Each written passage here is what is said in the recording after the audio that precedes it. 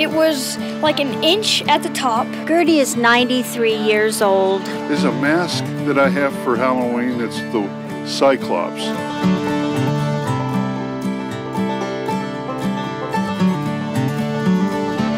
It's time for the Apple Seed.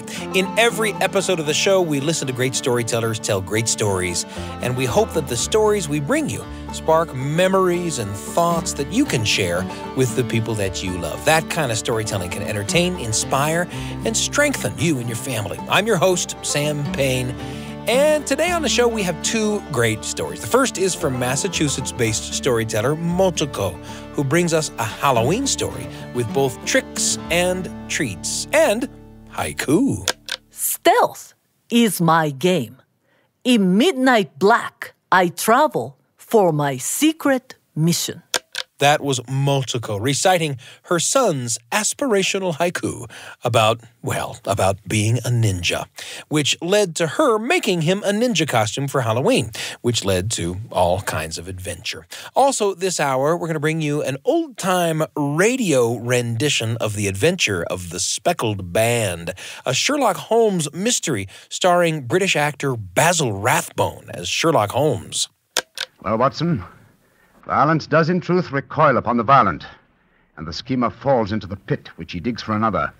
That was Basil Rathbone, maybe the most prolific Sherlock Holmes actor on screen and in old-time radio dramas like this one. Mr. Rathbone was a noted Shakespearean actor, and it's a delight to hear how he brings grandeur and menace to Britain's most famous detective. So let's spring into action with Three Ninjas from Motoko, recorded live in the Appleseed studio with our terrific studio audience. Let's go, shall we?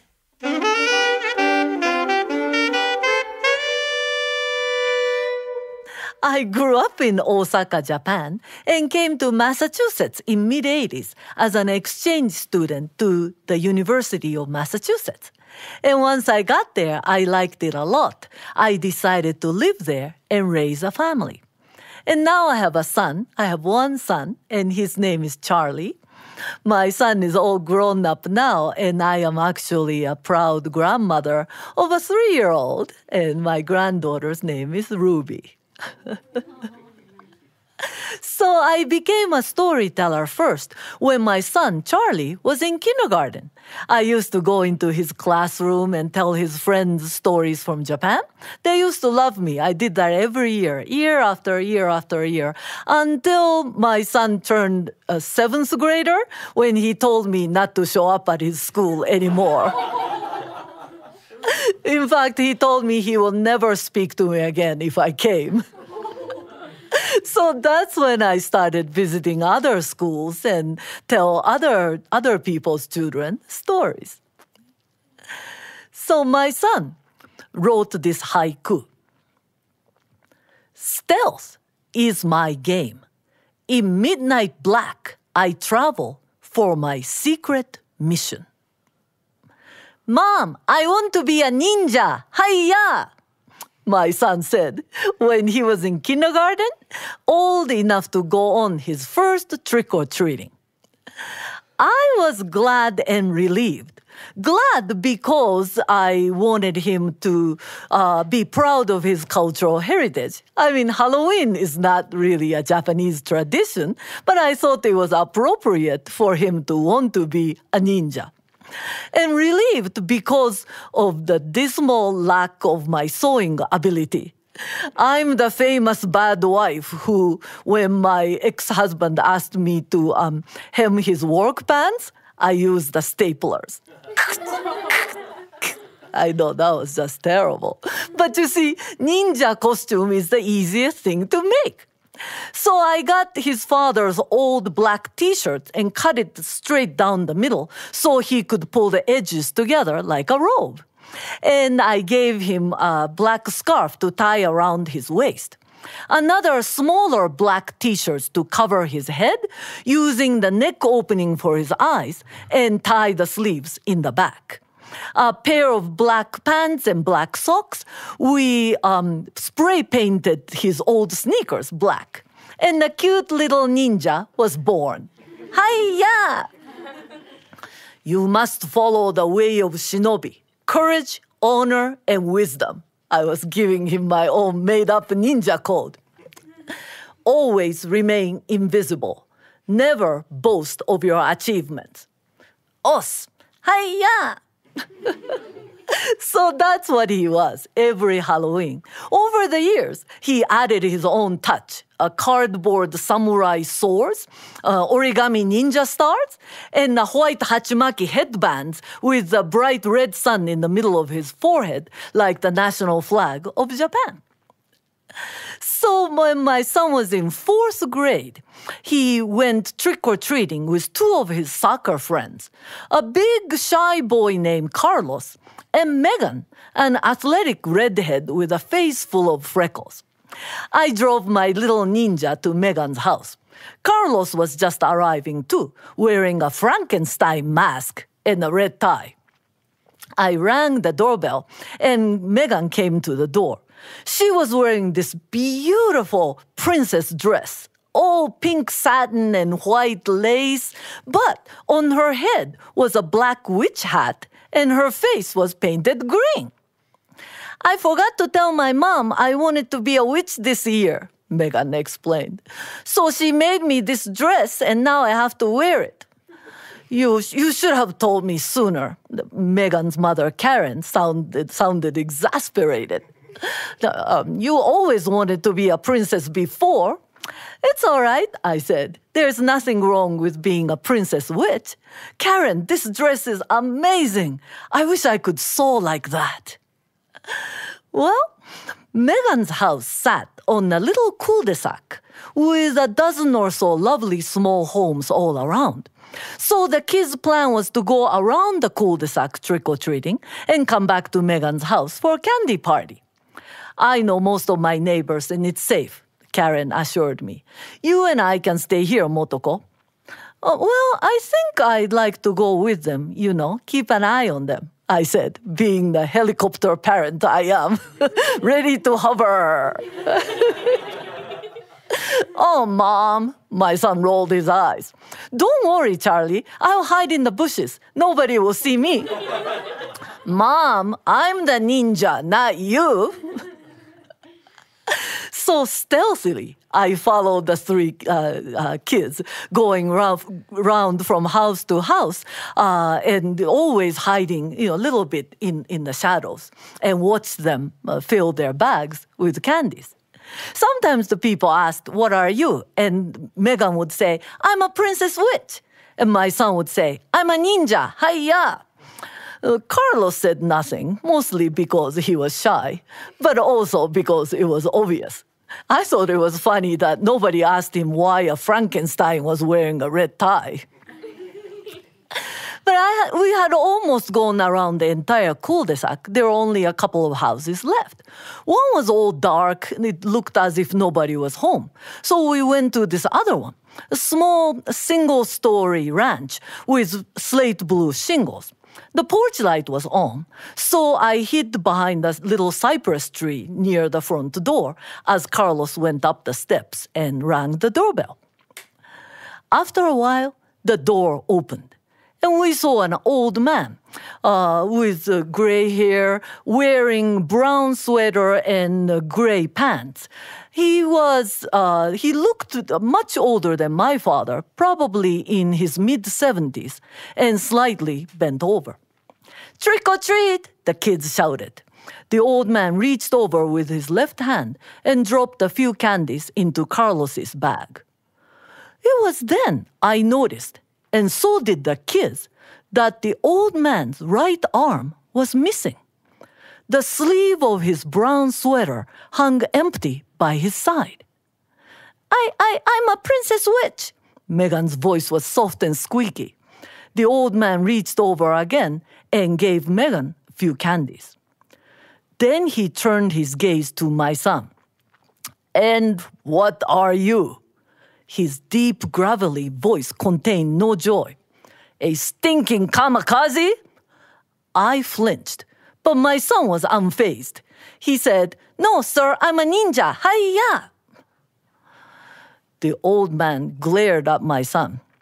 For a few moments, then hissed, "Get out of here." He slammed the door with his left hand. What was that about? Carlos was mystified as we made our way back to Megan's house. Why didn't the old man give Charlie anything? "I don't know," Megan said. "I have only seen the old man once before. His name is Mr. Tarnowski or something." "Mom, what's a kamikaze?" my son asked. "It's kamikaze. It means spirit wind. But the old man was talking about the Japanese military pilots who did suicide attacks during World War II. What's a suicide attack? Well, toward the end of the war, Japan was losing and they were desperate. So they made young pilots fly into American warships with a missile tied to the plane and with no fuel for returning. "That's crazy," Carlos said. "That's stupid," my son said. Crazy? Yes. Stupid? Yes. Sometimes in a war, you are forced to obey very stupid orders. Megan's house was aglow with orange lights from the plastic pumpkin lanterns. While we were gone, Karen had decorated her entire living room with black and orange balloons, rubber bats and spiders, and plastic skeletons, frosted cookies shaped like ghosts, and of course, more candies. Carlos's father was there too, wearing a Jason mask and a red tie. "How was trick-or-treating?" Karen asked. "The one-armed man was mean to Charlie." Megan squinched up her green face.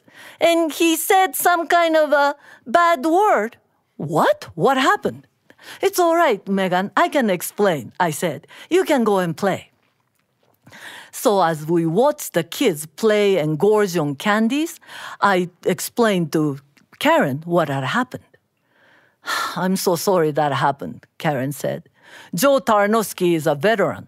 He lost his arm during his service in World War II." "I figured as much," I said. "His wife passed away a while back. I met his daughter once and she told me. But she doesn't come around much, so Joe's all by himself. But I'm guessing he's doing all right." Carlos's father was teaching the kids how to carve their own pumpkins. "This was so much fun," Megan sighed. "Mom, I want to be a ninja next year." "A girl can't be a ninja," Carlos said. "Yes, she can," my son said. "Right, Mom?" "Yes, there were lots of girl ninjas as well as boy ninjas in Japan hundreds of years ago."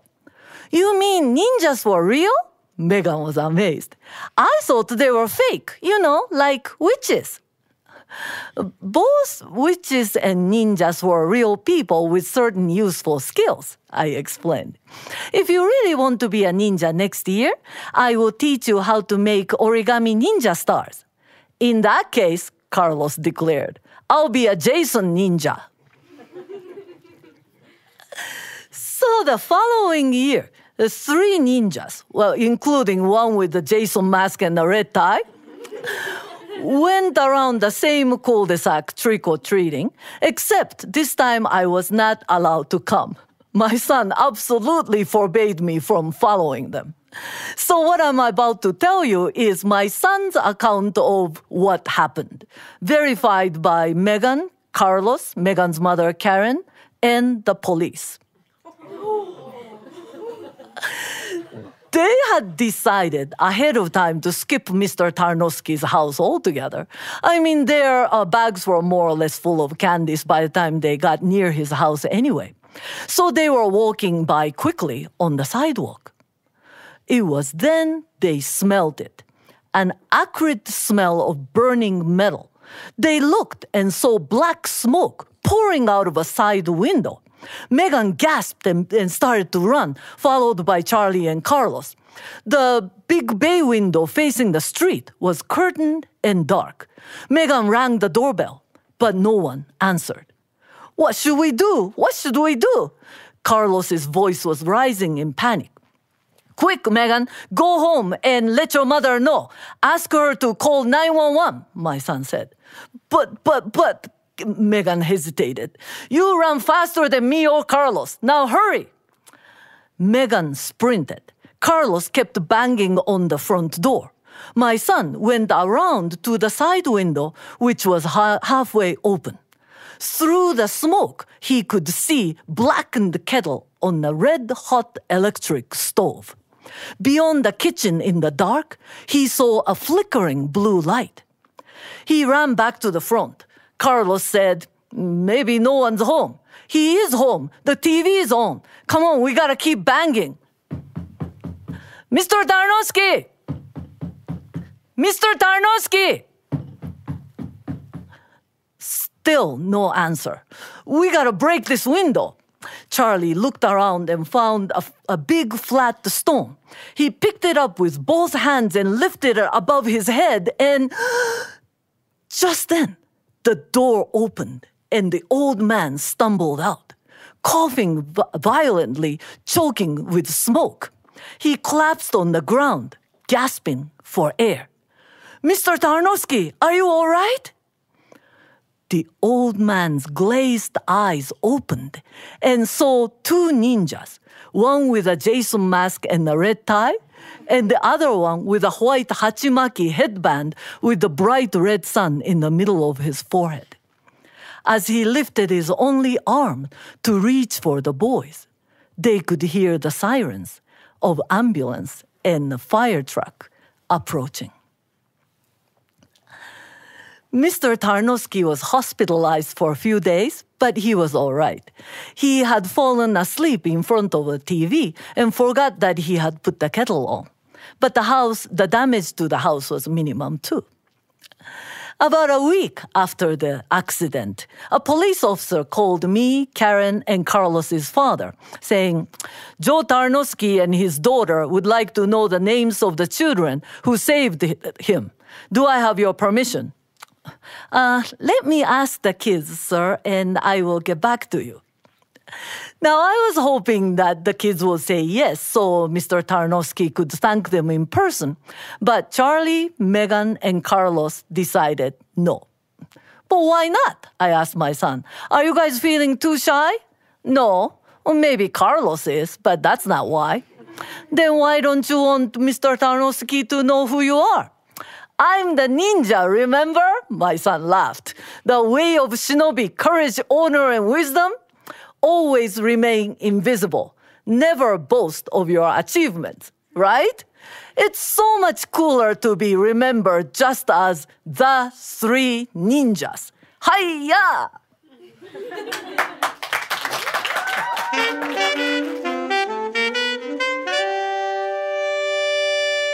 Three Ninjas, a story shared with us by Motoko, a native of Osaka, Japan, a story about Halloween adventures in America.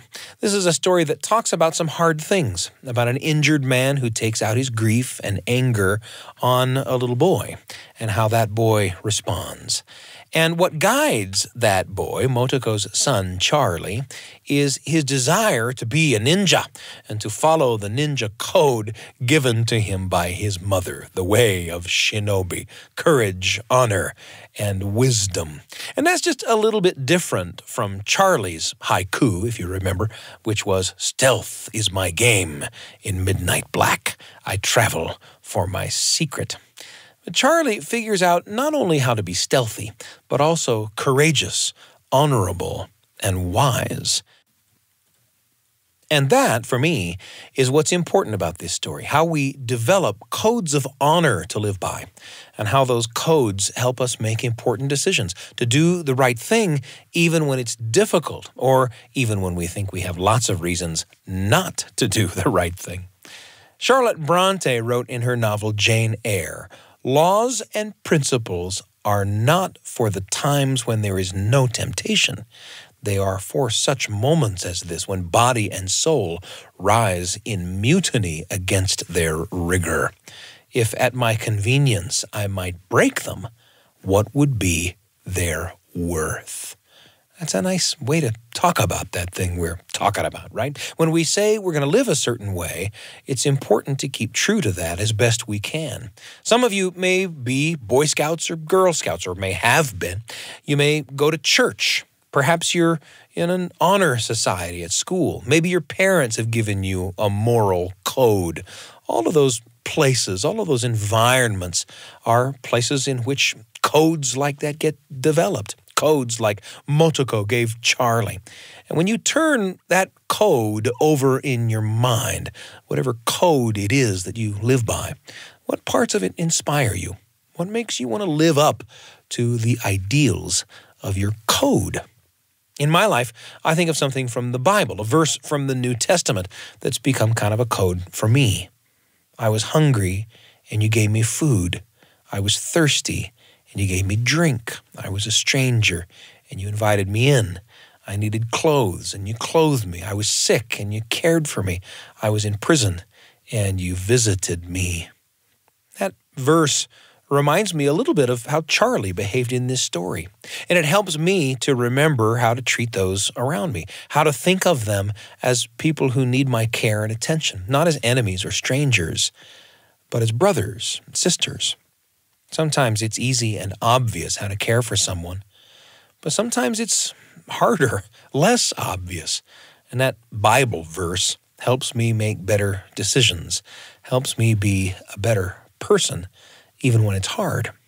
Well, in just a moment, a little talk back with our producers, Heather and Brian, about 3 ninjas. And then we're going to hear a Sherlock Holmes mystery thriller that's coming up here on the Appleseed. I'm Sam Payne.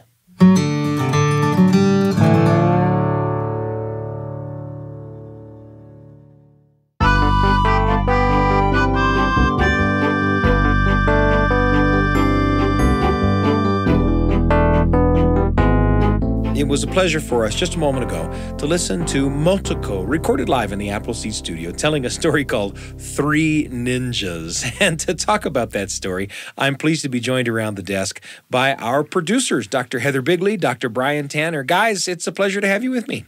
Great to be here. Hello. 3 ninjas. 3 ninjas. And one of the things I love about that story is that Motoko just fabricates a ninja code for her child to live by, right? I think it's great, yeah.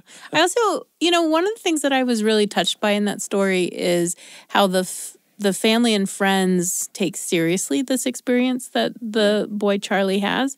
And nobody says, oh, well, I'm sure he didn't mean it that way, right? Or whatever. Mm-hmm. They just say, oh, that was wrong and he shouldn't have treated you that way. Yeah. And I think that was important for Charlie, which I think is one of the things that allows Charlie later, because he's feeling supported by a community, to say, no, I can help this person. Right? And I can live that code that I wanted to live. Yeah. It's harder when people go, well, you shouldn't have taken it like that, or maybe he was joking, or maybe, there's a lot of things we do when we're uncomfortable to dismiss how someone might feel in a situation, and they didn't do that. And that made me glad for Charlie. Mm-hmm. My wife is fond of saying there's no excuse for bad behavior. Yes. But at the same time, she is a person who works very hard to understand where a person might be coming from. Right. Yeah, no, I think that's a fine balance, right? Like, it is. You're not allowed to treat me that way, though I understand why you're treating me that way. Yeah. Mm-hmm. So. Yeah. How about you, Brian? That kind of leads me into what I was thinking about with this story. So when my wife and I were expecting our first child, we decided, we should kind of articulate what our family values are. We should put it down somewhere. As we're bringing children into the world, it would be good if we kind of had a values framework for our family. And so we went and crafted some sentences about what does it mean to be a tanner, and we tried to span things like we're adventurous and we're open to trying new things. We enjoy having fun. That's one of them. other things are like, we're resilient, we learn from our setbacks. But there's one in there that I was thinking of with that line of discussion that you guys were having. We seek to understand others rather than judge them, and we seek to be a friend first, you know? And this is something that I won't lie and say this is in my mind like all the time, or even most of the time, you know. But it's something where you don't have family meetings in which you go back and review the sentences. We're not like, son, recite tenet number 4 of the Tanner value statement, you know. But it is something where, like, something we can say to our kids when they get frustrated with something, or when they lose something and it just breaks their heart and they feel like they can't go on, we say like, hey, remember we've talked about we try to be resilient. What does resilient mean? Are you resilient? Do you think you can handle this? You know? And a lot of times it helps them kind of screw up their courage. And a moment ago we joked about about not, having family meetings in which the tenets of the Tanner Code are recited. But at the same time, that articulation of what they are probably gives you a foundation upon which to build, right? And something to go back to when as you just described. Yeah, and when I pulled this out again and printed it, I was just like, this is good to revisit. And it wasn't just like, oh, we got to make this list. It was like, I really do think that these are things that we believed. And we have discussed them with our kids. And as they get older, we may even add things or append things based on their input. And because I think a family culture is something that's always evolving. Ratified amendments to to the Tanner Code. Do I have a quorum? That's right. Heather, how about you? I just, I was thinking as I listened to that story about actually a story from Simranjit Singh, who grew up sick in Texas. And after 9/11, he was a little boy who was wearing a turban around Texas. And he talks about going to this little roller skating party with his class. And when he walked in, the owner of the roller skating rink told him he wasn't allowed to be there. And he wasn't going to be allowed to skate. And all the teachers and all the other students said, okay, we will come with you. We will not skate here either. Oh, wow. And that kind of support, it just I'm going to cry. It just gets me that the community would gather around and say, it's not okay to treat one of us this way. And, this gave him the confidence to, stick up for himself in lots of situations, but also the generosity to say, okay, that's how that person's going to treat me, but that doesn't mean everyone feels that way about me. So I just thought of Charlie, and I thought of Simranjit Singh at the same time, and was like, I'm glad for people. Yeah. In one of our sister podcasts, there is a conversation with Simranjit Singh. In fact, in a couple of our sister podcasts, The Appleseed, of course, is part of the family of podcasts produced by BYU Radio. And there's a podcast called In Good Faith that you work on, Heather. And there's another podcast called Top of Mind. And those are both fantastic podcasts that contain, both of which contain conversations with Simranjit Singh. And his is a fascinating story. Yeah. Well, it's a pleasure to talk with Brian and Heather about some of the thoughts that arise for all of us when we listen to a story like Three Ninjas from Motoko. That story brought to mind a memory for me, and I'd like to share it as today's entry in the Radio Family Journal. The Radio Family Journal with Sam Payne. A tiny little story for you and your family. Right when you need it. On the Appleseed.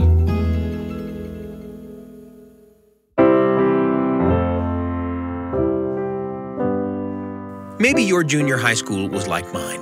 Maybe junior high is where you first learned to gossip, the place you first learned to be two-faced. I mean, that's certainly the way it was for me. Now, to be clear, I wasn't guilty of any egregious gossip mongering or any expert two-facedness.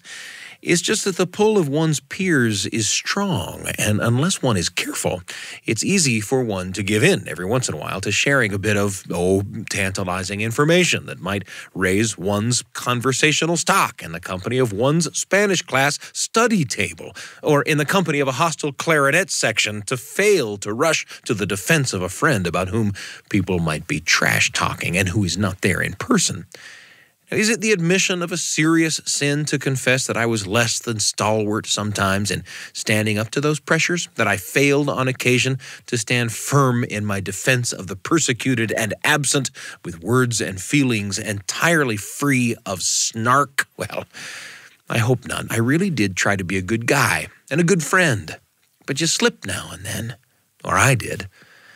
And I remember the day it happened. In fact, I remember exactly where it happened. It was in the long, curved hallway that ran around the outside of the junior high school auditorium, ending in the double doors that opened on the sidewalk out to the Math and Foreign Languages satellite building. I was walking down that hall, headed out to my math class, with a friend, a good friend, and we were having a good time. Talking and laughing together as we did on just about every walk out to the Math and Foreign Language satellite. And suddenly, I remembered that not half an hour before, in my science class, I had heard someone say something snarky about that friend of mine, called him a name or something. And I had slipped. Not only had I not defended my friend in the face of the snarky comment, but I had laughed along a bit. And not only had I laughed along a bit, but I might have joined in the name-calling myself. It's weird when you're in junior high. Somehow you think that you can be one way with one group of folks in one situation, and that you have to be another way with another group of folks in another situation. And you don't imagine that there will be consequences in either of those groups or situations for the way you act in either of the other groups or situations. But I was wrong when I thought that. Of course I was wrong. For me, the toughest thing was always that those me's, the guy in science class who joined in the snark about my friend, and the guy currently walking beside that friend out to the Math and Foreign Languages satellite, well, both of those me's talked to each other. They talked to each other in my head. They talked to each other in my heart. And I felt ridiculous. In any case, my friend and I walked down that hall, me feeling ridiculous, and I made a little promise to myself. No big deal, just a little lifelong code of conduct. It happened just as I put my hand on the handle of the double doors, headed to the outside sidewalk. Never again, I said to myself, am I ever going to say anything bad about anybody my whole life, not while they're with me and not while I'm away from them. Never again. I made that little promise, established that unbreakable code, and I put my hand on the door handle, and I opened the door, and the outside sun streamed in on the brand new me. Hallelujah. I felt so good. A new leaf, a clean slate. And I don't know how you imagine it went, but if you got a few years under your belt, a few miles of experience, you probably know that, I haven't yet been able to keep that up for the whole rest of my life. I'll admit that. I have to admit that. Anything else would simply not be true. But I'll also say that I did it for a while. For, 6 or 8 weeks, I never said a single negative thing about anyone at any time, whether they were there or not. And you know what? That was a pretty good 6 or 8 weeks. And though I haven't been able to keep it up for the whole rest of my life, I've been able to keep it up to the degree that I'm generally pretty positive about folks. Though I haven't yet been able to keep it up for the whole rest of my life, I've defended people against unwarranted snark plenty of times, most of the time. Though I haven't been able to keep it up for the whole rest of my life, I've refrained from participating in unchecked gossip plenty of times, most of the time. And I'm a pretty true friend, and I'm happy about that. In other words, though I don't have a perfect record of holding to my junior high code, I have a fairly good record. And that simple junior high promise, that little goal, laid the foundation, if not for what I am all the time, then at least for a way I still try to be. And you know what? I'm way more that way than if I had never set myself to promising that I'd try to be that way as I pushed on the handle of the double doors and headed out into the sunlight on the way to the math and foreign language satellite with a guy who was, well and truly, my friend. The Radio Family Journal with Sam Payne. A tiny little story for you and your family. Right when you need it. On the Appleseed. Thanks for joining me for that entry in the Radio Family Journal. You never know what's going to spark a memory, and you never know what memory it's going to spark. We always hope that the stories that we bring you here on the show bring memories and thoughts to mind for you that you can share as stories with the people you love around the kitchen table or the living room. That kind of storytelling can make for memories that last a lifetime. A pleasure to chat about that Motoko story, Three Ninjas, with Brian and Heather. Guys, thanks so much for joining me. Thank you. Thank you.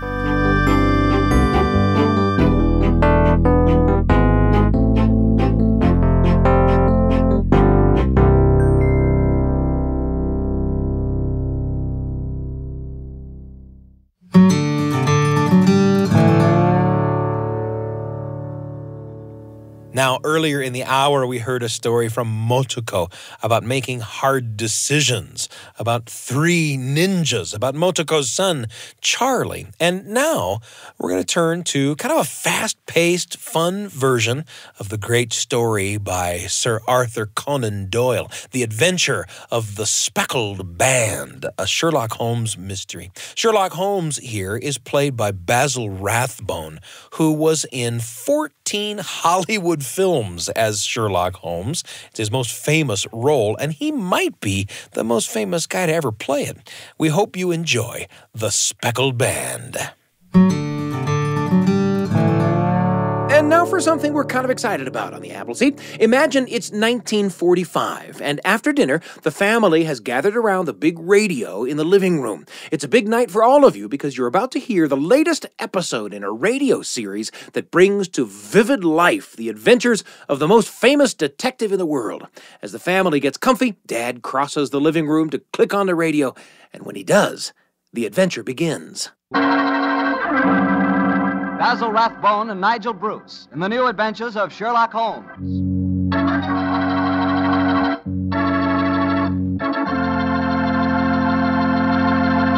And so would begin an exciting evening around the radio. And on this episode of the New Adventures of Sherlock Holmes, it's The Adventure of the Speckled Band. Now here's the setup. Sherlock Holmes and Dr. Watson are about to receive a visit from Helen Stoner, the stepdaughter of the cruel Dr. Grimsby Roylott. It seems that Dr. Roylott and his two stepdaughters have inherited something of a fortune that as long as they're all alive must be split between the three of them. But not too long ago, Helen's sister was found dead inside her locked bedroom at Stoke Moran, the family home.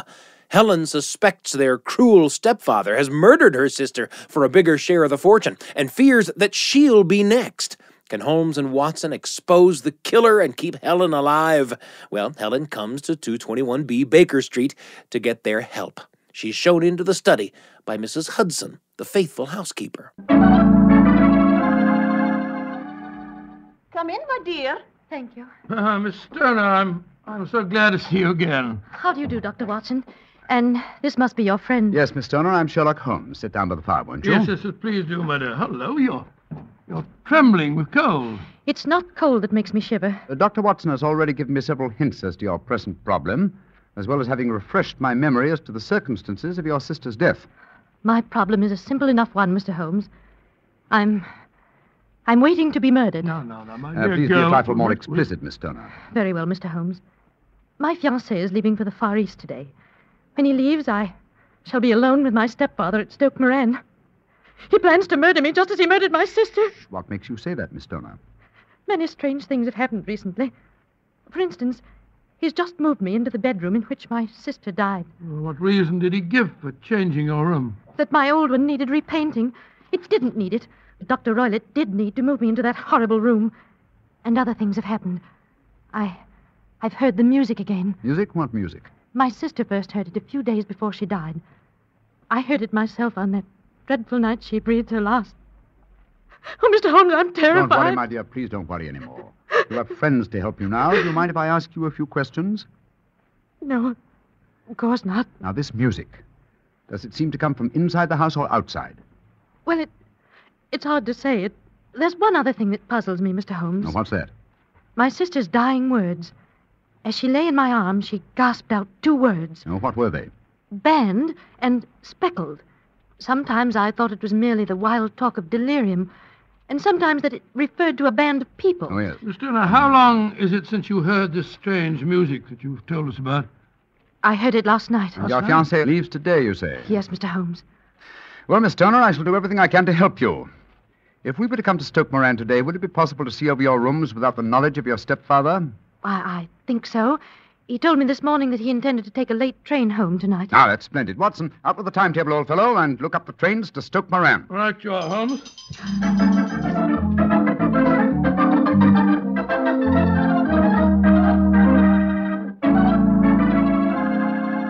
You are listening to The Appleseed and the 1945 radio drama The Adventure of the Speckled Band, based on a story written almost 130 years ago by Sir Arthur Conan Doyle.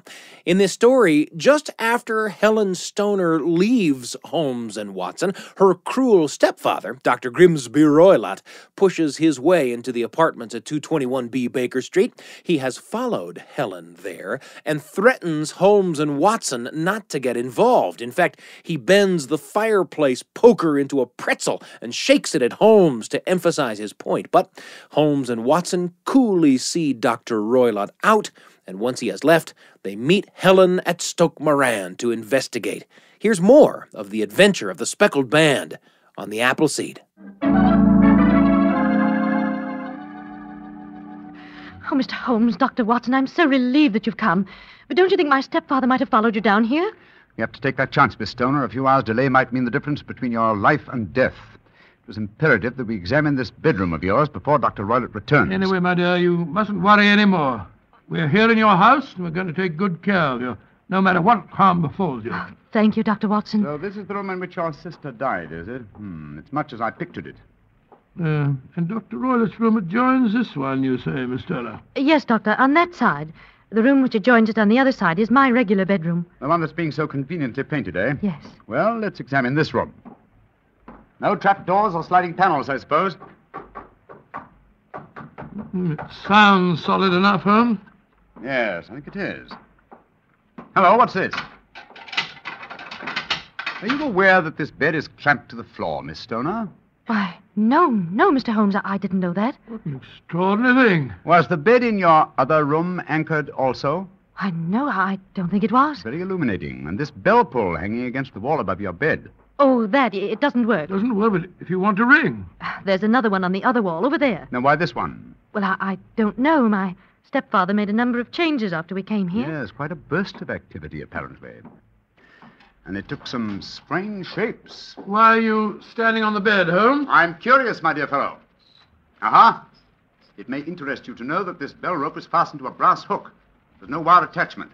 It's a dummy. A dummy? But why? There's a small screen above it. It's a ventilator, I suppose. Yes, Mr. Holmes. Yes. A ventilator leading into your stepfather's room. Curious. I notice there's no means of opening the ventilator on this side. It can only be operated from your stepfather's room next door. I wonder if you'd mind taking us in there. Of course, Mr. Holmes. Follow me. What do you make of it, Holmes? There's devil's work afoot, old chap. Here we are, Mr. Holmes. It's much the same as the other room. A bit bigger, perhaps. That large safe against the wall seems to be an unusual piece of bedroom furniture. What is it, Miss Stoner? My stepfather's business papers. Oh, yes. You've seen inside it, then? Only once, some years ago. I remember that it was full of documents. What's this saucer of milk doing on top of it? Does Dr. Roylott keep a cat? No, but he does have a cheetah and a baboon as pets. He brought them with him from India. Well, Holmes, a cheetah is just a big cat. True, but I doubt if a saucer of milk would go very far in satisfying the appetite of a cheetah. Well, I think I've seen enough. This matter is too serious for hesitation. Your life may depend upon your following of my instructions, Miss Homer. I'll do anything you say, Mr. Holmes, anything. Is that village inn I see through the trees from this window? Yes, the Queen's Arms. Your bedroom windows would be visible from there. Yes, Mr. Holmes? Very well, then. Watson and I will go there now and obtain accommodations. When your stepfather returns, you must confine yourself to your room on the pretense of a headache. You follow me? Perfectly. When Dr. Roylott returns for the night, you must open your bedroom window and put your lamp on the sill as a signal to us at the inn. Then withdraw quietly to your usual bedroom, the one that's being painted. I'm sure that you could manage there for one night. Of course. But what will you do? When we get your signal, Dr. Watson and I will come here and spend the night in your dead sister's room. We are going to solve this mystery of the dummy bell rope and the unusual ventilator and the strange music in the night.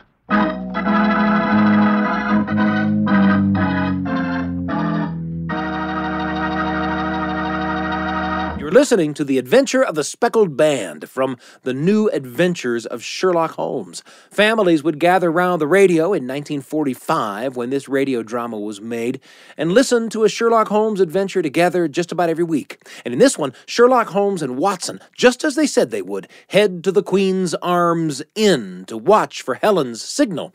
They wait for a long time, and then, deep in the night, it comes, a lantern in the window. Holmes and Watson creep secretly from the inn to the house and into the mysterious bedroom to watch for what? Well, here's the conclusion of The Adventure of the Speckled Band on the Appleseed.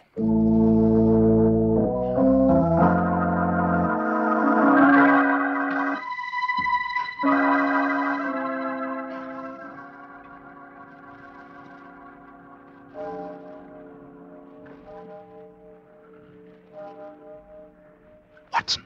Yes. Dr. Roylott is up. Look. There's a tiny shaft of light showing up in the ventilator. Shh. Listen. There's the music. Yes. Heralding the messenger of death.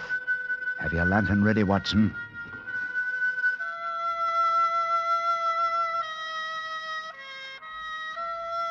Now, Watson, now!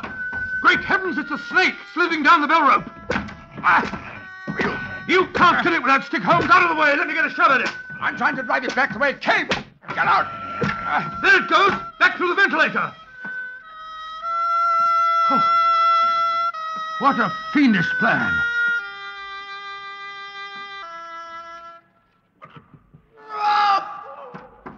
Quick, Scott, what's that? I think the devil has turned on its master. Come on, Watson, into Dr. Roylott's room. Dr. Roylott! Dr. Roylott! Doctor! Look at him sprawled on the bed. Look at his eyes. Yes. And see what is coiled around his forehead. It's the snake. Yes, the band. The Speckled Band. He's dead, Holmes. Yes, he's been bitten by the deadliest snake in the world, the Indian swamp adder. Its deadly fangs produce death within 10 seconds. Well, Watson, violence does in truth recoil upon the violent, and the schemer falls into the pit which he digs for another. What should we do now, Holmes? We must remove the macabre headgear from the dead doctor and return the snake to its den.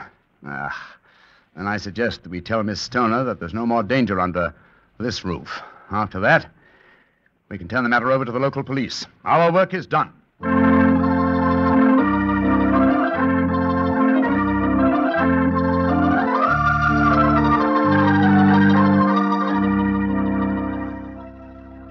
Oh, Mr. Holmes, Dr. Watson, I can't tell you how grateful I am that you brought me back into Baker Street. Stoner, it would have been inhuman to leave you in that house of horror and death. We have a spare bedroom, and Mrs. Hudson is a motherly and understanding woman, and I can assure you that Dr. Watson and I will be delighted to have you stay with us here until you've decided on your future plans. Yes, of course we will, my dear. As a matter of fact, it'd be rather refreshing to have a touch of youth about the place. You're both so kind. Mr. Holmes, I think it's wonderful how you foiled my stepfather's devilish plans. Yes, wasn't it a remarkable example of logical deduction? No, it wasn't, old fellow. When we examined the fatal room, I drew the obvious conclusions. You mean the dummy bell rope, the ventilator, and the immovable bed? Yes, old fellow. It instantly gave rise to the suspicion that the rope was there as a bridge for something coming through the ventilator and traveling to the bed. I'd once thought of a snake. When I saw the saucer of milk on top of the safe, my suspicions crystallized into certainties. Oh, it was a fiendish plot. Yes, an extremely clever one, too. Exactly. My stepfather must have trained the snake to return to him when he played the music. Yes, he put it through the ventilator with the certainty that it would crawl down the rope and land on the bed. It might or might not bite the occupant. Perhaps she might escape every night for a week, but sooner or later she must fall a victim. Thank heaven I came to you, Mr. Holmes. Amen to that, Miss Stoner. Holmes, if you hadn't lashed at the snake with your stick, I bet it wouldn't have turned back on its master. True, old chap. In that way, I am no doubt indirectly responsible for Dr. Grimsby Roylott's death. But I can't say it's a fact that's likely to weigh too heavily on my conscience.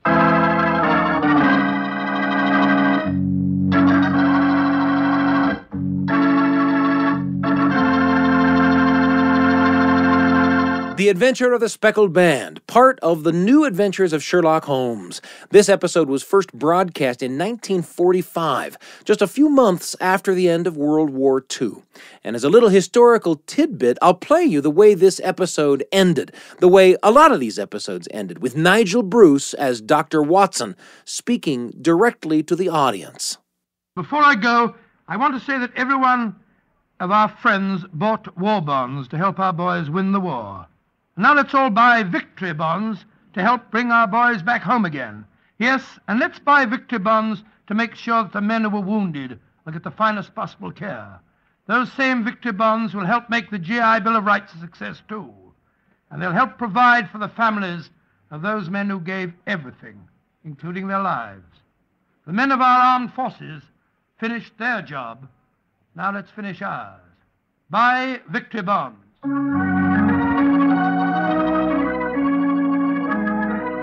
And that's it. A Sherlock Holmes adventure starring Basil Rathbone and Nigel Bruce as the world's greatest detective and the world's greatest detective's sidekick. In 1945, when the show you just heard first hit the airwaves, families listened to stories like this on the radio after dinner. And not just families at home. Members of the armed forces serving all across the world listened too on Armed Forces Radio.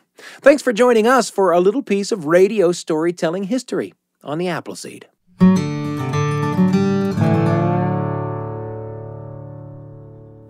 Sherlock Holmes and Dr. Watson, played by Basil Rathbone and Nigel Bruce, saving the defenseless from the greedy ne'er-do-wells. And how about that for a code to remind yourself of once in a while? Violence recoils upon the violent, and the schemer falls into the pit which he digs for another. It's been a pleasure to be part of this hour with you on the Appleseed, where great stories change your world. We're pleased and proud to be among the many shows in the BYU Radio family of programs. And you can find this episode of the Appleseed or any episode from our archive on the BYU Radio app at byuradio.org/Appleseed, or, of course, by Googling the Appleseed podcast. We really appreciate your reviews. If you listen on a podcast platform, leave us a 5-star review and some feedback. We would love that. And, of course, it helps people find the podcast. I'm Sam Payne, and I can't wait to be with you again on the Appleseed.